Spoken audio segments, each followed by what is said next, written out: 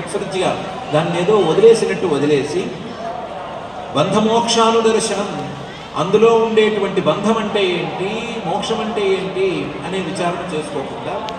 అసలు ఈ శాస్త్రం బంధ మోక్షాలను చక్కగా ప్రదర్శిస్తోంది అనేటువంటి విచారణ చేయకుండా దాన్ని వదిలేసి వివిక్త పదం,